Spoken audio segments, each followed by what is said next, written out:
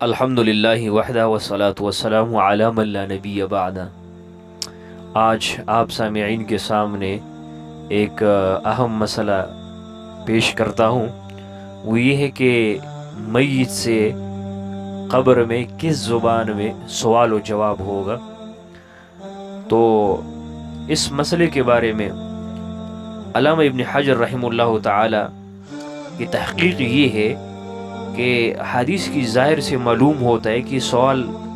عربی میں ہوگا، تاہم یہ بھی احتمال ہے کہ ہر ایک سے قبر میں اس ہی کی زبان میں پوچھا جائے،